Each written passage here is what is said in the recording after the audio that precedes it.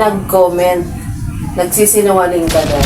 Tapos minsan may napabalita na nakita raw kayo sa malaking bahay. Sinabi mong ayos ka na, wala na kaming pala dapat ituloy.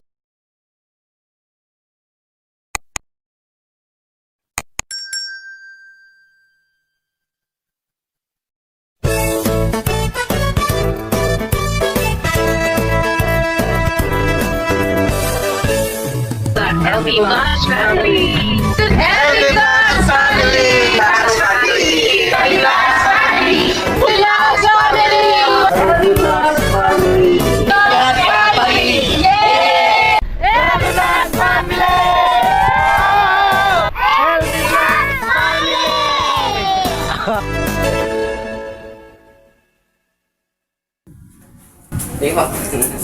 Sige, ingat ka ha!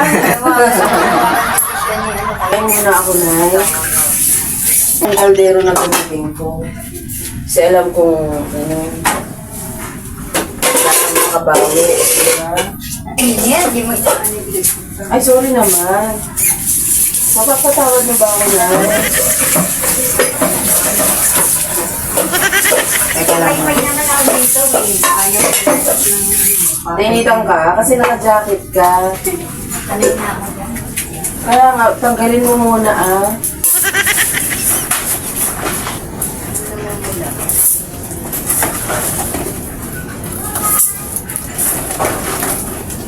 Ako lang tunay, ako lang. Kami, nakarating kami. Yung asawa kasi niya, teacher sa Ramos, elementary school. Hinahanap mo sino? Ano pong pangalan? Esther San Galvez. Sally Galvez, kapatid mo po. Iyo. Tiyo Kapatid mo. ng tatay ko. Oh. Naman. So, saan nyo hinahanap si Tito Sani? Doon banda sa tinanong namin doon sa mga... Anong Naging lugar teacher po? kasi ang nun, asawa nun, naging teacher doon. Anong lugar po? Eskwelahan na. Ano yung punterian yung direksyon? Ngayon, ang tinuro naman sa amin, ang hari nga, lugar. Hindi naman sinabi street, dapat sinabi yung street. Eh. Sino ang kausap nyo po? Sa pangalan niya doon nagtatrabaho. Di sino nagsabi sa inyo taga Daang Hari sila? Kasama niya dati sa trabaho sa eskwela. Dati nga, hindi niya alam eh, daang hari na pala ngayon. Kaya, Pero anong eskwelahan si Tito Sani nagtatrabaho? asawa niya hindi siya. Oh, anong school? Anong pangalan? Ha?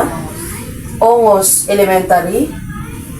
Doon, lumipat Oh. nga. Galing kasi siya dyan, Malabon sila, lumipat lang ng Nabutas. Ayun. So from Monumento, ano pa sinakyan nyo? Papuntang... Metro na. Oh. Kaya nga, pinapaano pa ako nung babae doon eh. Hindi naman kayo nahirapan sa biyahe. Hindi naman, madali naman. Tapos pabalik. Sakay ko lang ng jeep. Pabalik. Hanggang ano na yung pabalik na hirapan kami, gawa na nagkukulang na yung pamasahe na. Oo. Ilang araw din po kayo ng biyahe, Nay? Ilang araw Hindi, din kayo madali ng lang biyahe? yun. Wala pang 3 oras lang yun. Malapit na naman eh. Okay. So isang araw lang kayo nagbiyahe, tapos bumalik na kayo. Hindi, natagalan nga kami, gawa nga nung sabi namin ba't kasi yung street hindi mo inano. Okay. So ilang araw din kayong nandun? Siguro na ano na namin na minsan. Oh, ilang araw din kayo doon na naghanap-hanap mo? Wala namang isang linggo Oh. 4 to ganyan. Eh saan kayo nag-i-stay habang nandun? Doon lang din sa may eskwelahan. Ayun. Vicinity. Okay. Kasi meron ng space eh. Kasi Pero saan kayo natutulog? Talaga nasa kalsada lang kayo? hindi naman may fit ngayon.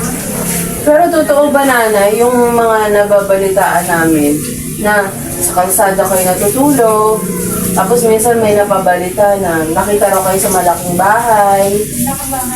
May nakapagsabi lang po na may nakakita daw po sa inyo na nasa malaking bahay dito. Totoo po ba yan? Oh, hello. Basta kayo. Na ano kami rito kasi yung nawak sa anak ko eh. Na ano ko na napapagod na rin. Kahit andun kami sa kapatid ko, hindi nga yung kapatid ko dun eh, dinimolish. Biro mo, ganun ang ano nila, bahay nga nila, hindi na nga maayos. So, Lang, okay. ng bahay. So sa At Night, wala kayong nakita kahit sino, nakamag-anak. Wala kayong nakita. At bumalik kayo dito. Tama po? Ayun. Napapagod kasi si Jan eh, dapat nga aano na kami dun eh. Naawa naman ako sa anak ko, lakad ng lakad. Nadadamay siya sa akin. Hindi ko naman siya pinapagutom siya. Kahit tinapay, kumakain kami. Hindi naman, ako kasi hindi rin naman ako sanay magutom eh. Mamaya, lalo kung hindi makalakad. Totoo na. Kahit tinapay, kumakain. Tanghalian, di ba? O, kumakain tanghalian. Kakain ka kahit tinapay. Iinom ka kahit sa tubig. Tapos, kasi, pinapawisan ka pa. May matuyong ka ng tubig. Ka ng pawis. Di bali na akong hindi makalakad eh, yung anak ko. Hirap. Hindi niya man, hindi ako makalakad, di ba?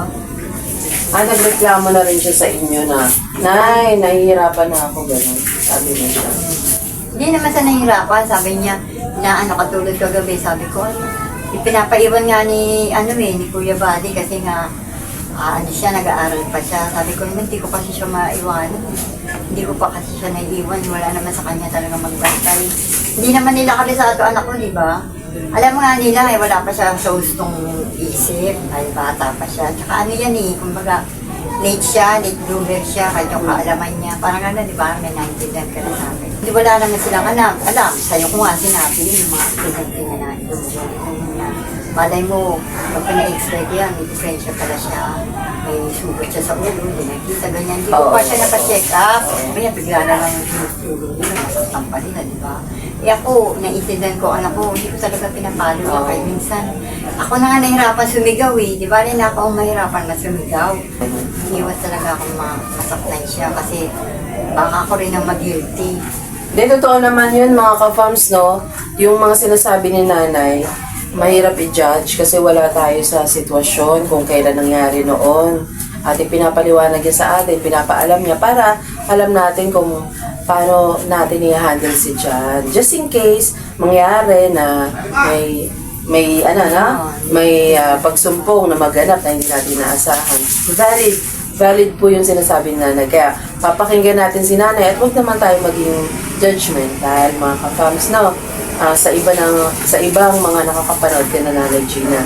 Alam natin na matagal na natin silang kilala noon pa na kuya ka business, pero binibigyan daan natin kung ano may sinasabi ni nanay. Hindi man lahat, kasi ang kwento ni Nanay Gina ay narinig na natin noon pa. Pero sa mga bagay na importante, tulad yan, bumagsak daw siya, baka si Kuya Jan, ang binabanggit ko po, bumagsak kung saan noon, baka may diferensya. May diferensya. Hindi naman siya nahimatay. Oo, posible naman talaga yan kasi pagka ulo ang tinamaan, dapat talaga napapasitis ka na agad yan, napapacheck ka, pero walang naganap na ganun kay Kuya Jan, no? Hinayaan na lang, parang nagdahilan na lang, ganun, tapos na. Hindi mo alam yun. Oo, sa kakapusan. Meron din palang yan. Opo. Pero awa ng Diyos, nanay, no? Napupunan naman namin si Kuya Jan ay maayos naman siya magsalita, maayos ang kanyang pangangatawan. Nakakagalaw siya ng tama kasi once ang brain ang tinamaan, may posibilidad na isa sa mga parte ng katawan hindi na rin tama ang galaw. Pinag-pray natin sana walang mangyari kay Kuya Jan na kung ano man na inaalala ni nanay na. Okay, balik tayo nanay dun sa pag pasyal-pasyal nyo dun sa papuntang Bulacan ba yan? Oo. Yan, Bulacan. Saan ang target niyong puntahan nun? Sa Navotas. Navotas lang. Oo. Nakarating naman kami dun eh, sa yung lugar. Yung Okay. pala, malawak daw pala yun. Mm. Dahil bagit na nga yung ibang street. Yes. Sulaiman, tsaka yung umabol ba yung ganyung mga pangalan. Ano pong ID? Senior? Ilan taon na po kayo? Ang bawang ano ka, merong umano sa'yo na maghanap lang, parang may naninita sa'yo, may maghanap ng ID. Kahit anong ID siguro. PWD na ID, no? Oo, basta maano mo. Yung sitwasyon niyo po valid sa ganung ID. Sabi naman ni Emily, hindi daw, ewan ko parang hindi niya matulungan ko sa ID na gamitin ko daw ang ID niya. Baka ikaw, baka pwede gamitin ang ID ni Ate LB, ganyan mo kahit sino, kaibigan. Magtatanong tayo, nanay. Kailangan tayong lumapit sa mga social worker para magabayan tayo sa tamang gagawin. Gusto niyo na magka-ID? Marami akong ID Para dyan. lang i-present lang. May extra ako mga ID dyan. Wala kasi ako nun, hindi na. Oo, tama. ID ko Kahit yun. anong ID, wala ka. Wala na. Kasi Okay. yung dati, meron ako ng, alam mo yung pandemic. Sige po. Uso yung mga ID na gano'n. Meron Okay ako po. doon. Oo, Wala na naintindihan ngayon. ko. Tagal na. Tama. Kasi maraming benepisyo po ang, di ba? Ang pwede nating makuha mula sa gobyerno kapag may ID tayo. Tama naman yun. Yes. Social worker, lapit tayo. Na po? Oo, bigyan tayo ng oras at pagkakataon. Ako, at matulungan po natin si Nanay Gina. Matanong ko lang, don't get me wrong, Nanay, naiintindihan ko po yung pinagdadaanan niyo, Nanay. Pero Nanay, gusto kong marinig coming from you. Ito, babae sa babae, Oo, ano naman yun? Nanay sa nanay. Nanay din ako, anak ko si Allen. Nanay, gaano kahirap yung pinagdadaanan mo ngayon dyan? Para maintindihan ko saan ako o saan kami ng mga kapamilya magsisimulang tulungan kayong muli. Dahil syempre matagal kami nawala from Mahirap nga eh. From December 24, tama po? Wala kami rito at bumalik tayo. Ngayong araw na to mismo, ang pagsisimula muli natin na magabayan sila Nanay Gina. Hirap talaga. Ako kasi, mga naranasan ng mga anak ko, nakakaiyak. Nakakaawa talaga yung anak ko. Ang anak ko, napapagod na eh. Tagal niya na, pero pwede siya. Para ano yung totohanan at sagot ko sa inyo, mahirap talaga. Kamusta ka? Ngayon naman, okay na kasi ang inaano ko na lang, anak ko. Inspirasyon ko mabuhay sa anak ko. Yung totoo na yan, kahit walang camera, ano talaga ang nararamdaman ni Nanay Gina? Pabayaan yung kamerang yan. Wala tayong drama Kasi rito. maayos ang buhay ng anak ko eh. Gusto mo na maging maayos. Pero ikaw muna kakamustahin ko. Ang layunin ng pagtatanong ko na yun, para malaman namin paano ka namin matutulungan. Kasi pag sinabi mong ayos ka na. Wala na kaming pala dapat itulong. Kasi ano nga dati, di ba? Masipag tatay. Hindi naman ako masyadong naghihirap eh. Sinabi ko na kay kay Kuya Buddy, hindi ako nalipasan ng gutom. Pinag-aral nga ako ng matagal, pero hindi ko alam kung bakit ako nag-aral ng ganun matagal. Ngayon, hindi ko naranasan yan, nararanasan ng mga anak. Nanay, may nararamdaman ka bang sakit sa katawan mo ngayon? Mula nung mga nakaraang araw. Di naman ako nga nalipasan ng gutom, kaya nga ganyan naman ako.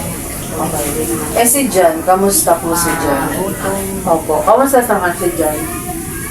Yun nga, naano ko sa kanya, napapagod na naman. Kaya nga dito, ang ano namin, mga pahinga. Siyempre talaga nakapagod yun, yung lakad-lakad. Totoo. May nagko-comment na nga ng babae sa akin. Tapos mainit pa. Yung babae, minsan na ano ko ng ano ganyan. Minsan, di ba, may ka ng biskuit. Sabi ng babae ko, siguro na ano niya ako, dumadaan ako sa kanya. Parang palakad-lakad ka. Kaya naramdaman niya na gano'n ako.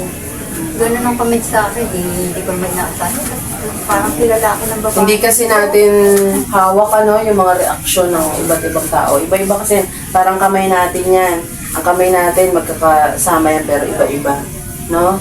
Parang kamay natin iba-iba din yan. Kaya mag-expect tayo ang tao iba-iba din ng reaction sa atin. Kaibang ugali. Totoo po. Yung iba, di ba, swerte na maunawaan ka. Paano kung hindi ka maunawaan, di ba?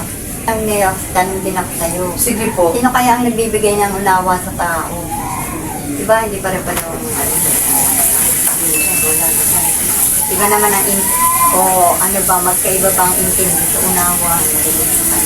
Unang-una, Nanay, ang sagot ko dyan, walang ibang nagbibigay ng wisdom sa tao, kundi ang Panginoong Diyos. Kasi pinagpipray yan, inilalapit din sa Panginoon na, Ama, Aming Diyos, bigyan niyo po kami ng wisdom, karunungan, pahiram niyo po sa amin ang karunungan.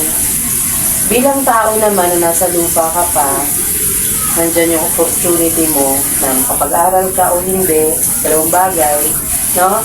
Maturuan ka ng magulang, mapalaki ka ng tama o hindi, laging dalawang bagay eh. O kaya makasama ka sa mabuting kaibigan o hindi. So, ganun. Lahat ng karunungan, una-una nagmumula sa Diyos. Pangalawa, kung paano mo inilakad ang buhay mo sa lupa. Sa dinami-dami ng kwento mo sa amin, may nag-comment, nagsisinungaling ka daw. Gano'ng katotoo yun? O, di, sabihin niya kung saan anong-ano para mapaliwanag. Yan ako, mahirap kasi magsinungaling. Hindi ako sinungaling. ako, ang ano ko sa sarili ko, pinagpala ko eh. Kasi manong unawa ko eh. Kumbaga hindi ako katulad ng iba, manong unawa. Maikli. May ang unawa, kaya minsan namamalo. Pero ako, ano ko talaga, sabihin ko yung anak ko, ayoko yung pagbubuhay ko na. Pero dahil sa pagkakait sa akin, ng ano nga, kaya nga gusto ko na Kung bibigyan ka ng pagkakataon, no, na wino-workout nyo naman, di ba, ang sipag nyo. Naalala mo na nagbabalot tayo dito ng paminta. Di ba, wino-workout naman natin, sama-sama tayo dito, ang sipag nyo ni Jan. Kumbaga, mabigyan lang po ng pagkakataon sila nanay, ginagawa naman din talaga. Kasi, kaya sila walang ginagawa dahil wala akong opportunity. Yan yun eh, kasi salat nga po sa pangailangan. Pero kung may magbibigay lang po talaga ng pagkakataon sa kanila, kahit gaano ka palumog mo o nadapa ng paulit-ulit noon, kapag may nagbigay ng pag-asa at pagkakataon, babangon at babangon, di ba, nanay? Kasi sino ba naman ang gustong maghirap araw-araw? Sinong gustong magutom? Wala eh, di ba? Kaya pag binigyan ka ng halimbawa lang na yan, pagkakataon na ito, magnegosyo ka ng maliit na bagay, di ba gagawin mo naman ang best? Di ba, Nay? Kaya kung gusto niyo uli magtinda anak ng... ko nga eh. Sabi ko nga sa anak Kung gusto ko, niyo uli magtinda, Magtinda na. di ba? Bakit ayaw mo? Kung bibigyan ka ng opportunity, may kita ka nun. sinabi ko nga sa anak ko eh. Sabi ko, tinan mo nangyari sa akin, aral ako ng aral. Pero, Kuya Jen, mag-bis ka na. pero hindi Maliligo ako, na si mama mo. di ba, hindi ako gaano binigyan. Nakatrabaho rin naman ako. Hindi ako talaga yung regular trabaho. Pero pinagkaitan din ako. Anak ko, O nanay, wala- puputulin na muna kita kasi nandyan na si Jan. At Kasi maliligo. dyan naman ang... Ikaw na maliligo. Mga kapams, dyan lang po kayo. Ayan, sit Dami mo back. yatang vlogger ah. Sit back and relax. Ayan po. At tuloy-tuloy po ito. Dito lang po yan sa LV Vlogs Family, Kapams Official. Sige na, ikaw na muna maligo na. Pag pinunta daw. Sige, papupuntahin kita na sa Pangasinan. Mahirap pala yan. Saan? Sa Pangasinan? Sa totoong buhay, ako nanay, ito, share ko lang. Lumaki ko ng Manila. Okay. Nung napunta kami ng probinsya ni Renji, masasabi ko napakaganda ng probinsya. Masarap mabuhay sa probinsya hanggat meron kang tanim na aanihin. May bigas ka, may gulay, may Kaya prutas nga, doon. tinan mo Basta kung masipag kang magkakapit magtanim. agad. Grabe siya, mga kawa. Tama naman Tapos kung may dagat, marunong ka ng isda.